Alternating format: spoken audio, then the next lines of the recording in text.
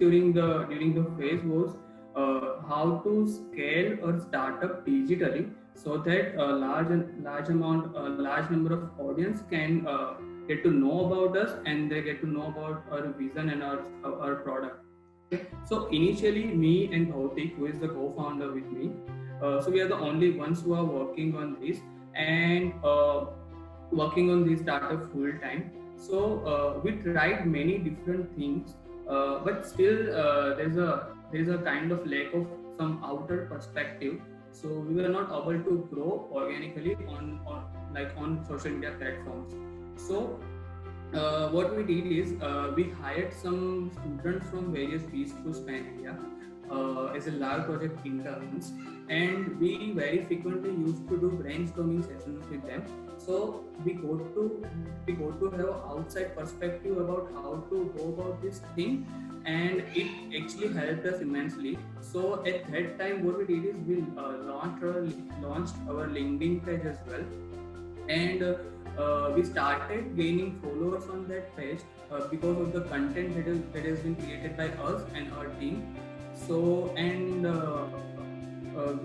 from mistakes we kept learning from our mistakes, and until now, like, we have more than 1,000 followers on our LinkedIn page in the span of less than 3 months. So this was a major problem with us, like to how to start about it, because like our main product is done by us and the professors who will be developing our product. So we have started with that with the professors. We get connected with some professors of top business schools, but we didn't find out how to get our idea to the large number of people. So we have started this with the LinkedIn page, and with right kind of content and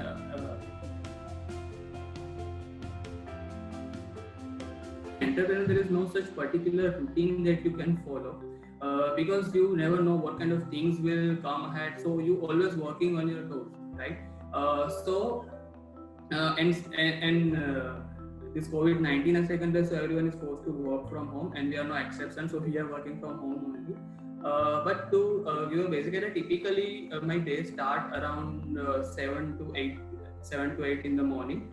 It depends upon at what time I went to the bed the previous night. So first thing in the morning I do is, like, I just grab my while in the bed, I just grab my mobile, and I just give a quick scan to all the text messages, all the missed calls, all the new mails, and most of them I reply to them while lying in the bed only. Okay, so most of the mails are from our corporate partners, the professors who wanted to meet up or schedule a call, or some of our interns who did their submission of their work, or if they have any queries, they just mail us. So this kind of thing I just complete it. After that, for an hour, I do some light exercises and some meditation as well. So after that, around 10 a.m. when I'm done with my breakfast, I spent almost 2 or 2.5 hours talking to some prospective clients and with Bhautik, and we discuss on some our strategic projects, and we discuss on how everything is progressing, or is there something that needs to be changed, or anything that goes. So we discuss this kind of thing for in the morning itself. After lunch, mostly we schedule all of our meetings with our team. We discuss about the projects that has been assigned to the team. If they have any particular questions or doubts, we connect with them. We discuss on how to like find a way out of the problem and everything. And many a times what we do is, we in afternoon only we organize brainstorming sessions with the whole team of ADVT. Right? It is the most interesting thing that like for me as well, because I get to know about like lots of different perspective about same project, because everyone just put forth their idea, and we discuss on that. So most of the time this goes around for 1 and 2 hours, depending upon how many ideas are coming in that sessions. After like around 5 p.m. I just sit down to do all my work that has been that in my to-do list that I've made. Like all the work get completed around 8 to 9 p.m. most probably. After that, like I spend some time with my friends and family after dinner. Around 11:30 p.m. I jot down some major things, some points that needs to be completed the next day. So, and after that, I just go to the bed with a book. I read for an hour or so, and around 1:30 a.m. I'd call it a day. So this is the most typical day of entrepreneur's life. It's actually my life look like. You have to continually, continually make decisions, and most of the time you have to get it right. Okay, so like for doing that, you must have had that kind of vision to look at things in a very objective way. Right, you have to drop all your hidden biases and your all the preconceived notions and everything. Have to do a lot of introspection for that, right? And it kind of gives you a mountain view of vision, and the view from the top is not come with the bed of roses, but it kind of gives me a thrill to focus and work hard for the every aspect of a startup, which is essential to make it successful, right? Other than this, what I think is like entrepreneurship can be very stressful at times. So like you are trying a lot of things and failing in most of them. So certain times inevitably you feel low, you feel hopeless, and it's not easy to just put up the mask of optimism and keep running the marathon. But in this whole process, you become emotionally strong, and on the way out you become a better person. So I think that is a very learning experience for me from doing this. Apart from it, the kind of networking I get to build is amazing. I mean, I get to interact with so many brilliant people from diverse background and sectors. Especially for us, I get to interact with lots of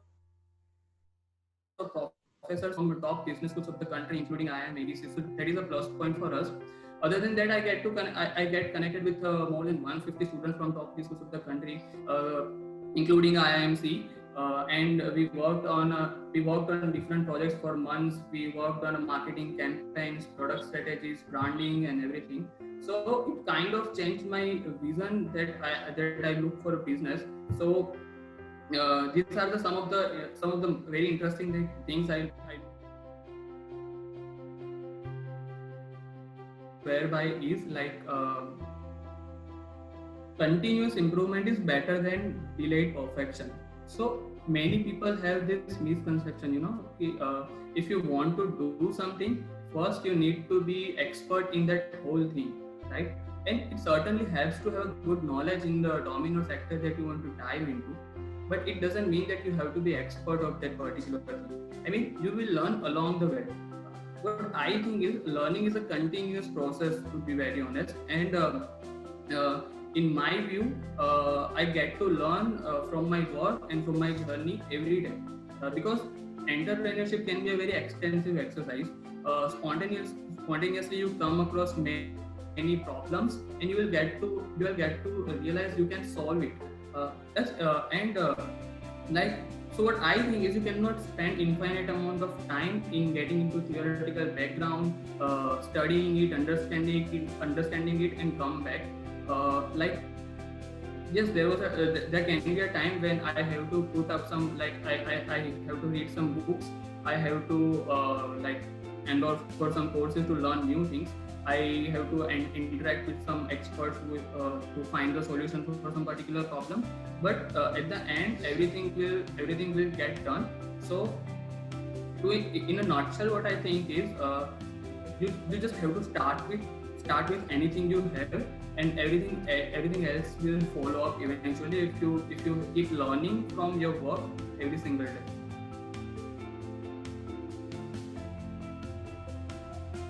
consider myself still a successful person because I'm still swimming in a learning phase and I still have a lot to achieve.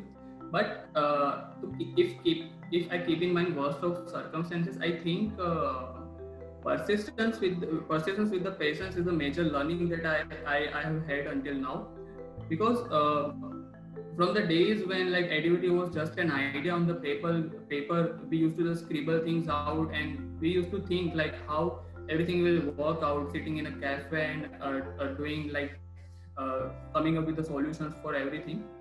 And right now, when we have a team of more than 100 students and so many people believe in our idea and our vision, I mean, the satisfaction it gives me is a kind of is uncomparable.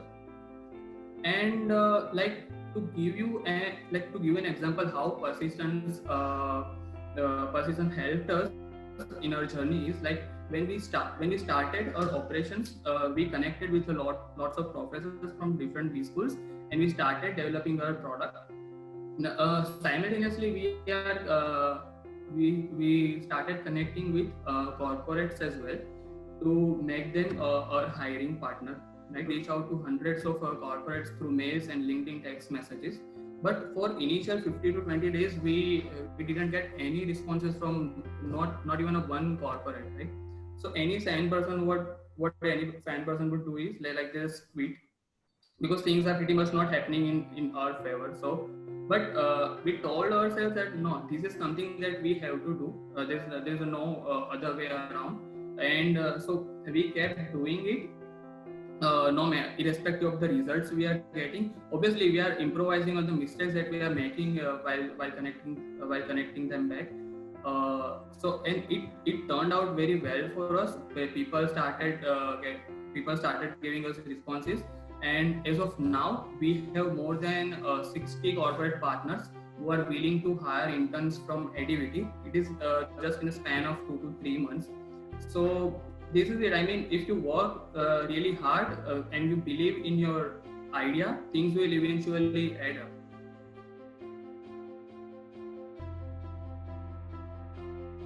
Solution for all our design and content creation, making things like frequently we use a lot of we upload lots of content on our social media pages like LinkedIn and Instagram.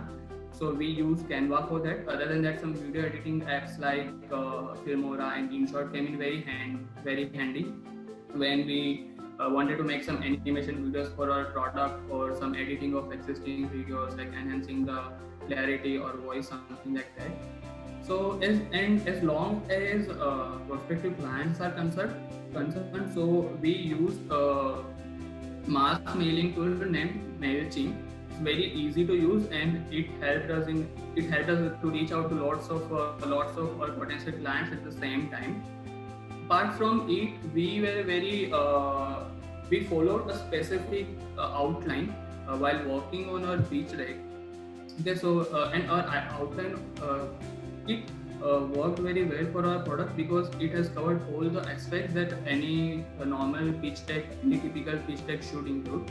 So and we got to know about how to make a well articulated pitch deck from the website named slidebin.com. The website was full of references to how to make your pitch deck or a marketing proposal or something like that. And it has uploaded like real original pitch decks of Uber and Airbnb as well. So you can take references from that as well. Other than this, there is also one website named IdeaFlip. It's very interesting. If anyone wants to do a brainstorming or mind making sessions virtually, it is a go-to website. It has lots of things, and so we have many of our brainstorming sessions are like we organized on that site only. And other than this, there's a good old Microsoft Office is always there. We use Excel, Word, PowerPoint, everything. So these are some of the tools that we use.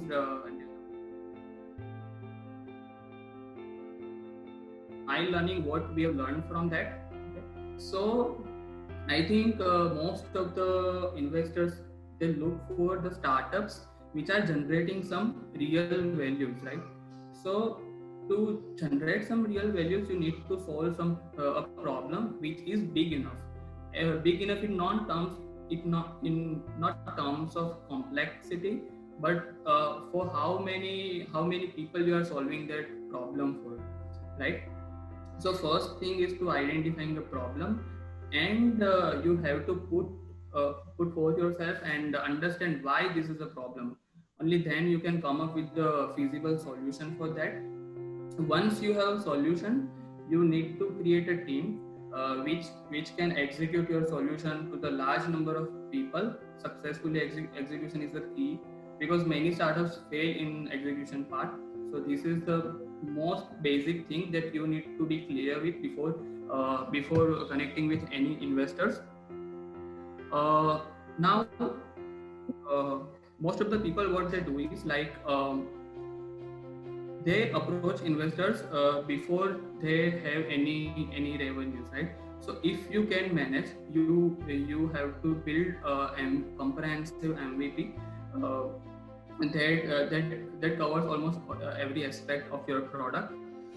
And after that, if you can sell it to even a very minor chunk of your total target audience, it kind of gives you a confidence. It acts as a proof of concept for your product, and in a way, it makes your startup more credible to raise funds. Investors are always looking for monetary returns. It is a prime importance for investors, right?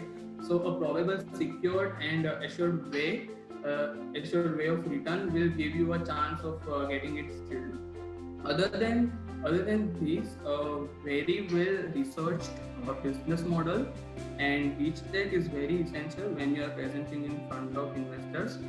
And be very honest with yourself firstly, and your reasons. And like while presenting, they'll just go filter through your messaging, your general teaching, and your attitude towards the work. Model of investors, you have to be very confident about your success. I mean, so first you have to believe that your venture is going to succeed, right? Again, it doesn't mean being arrogant or overconfident, but it just kind of means that you need to be truly committed to your idea, and you should be ready to do anything it needs to make your startup successful. So these are some things that investors look for while they are for any startups before their funding.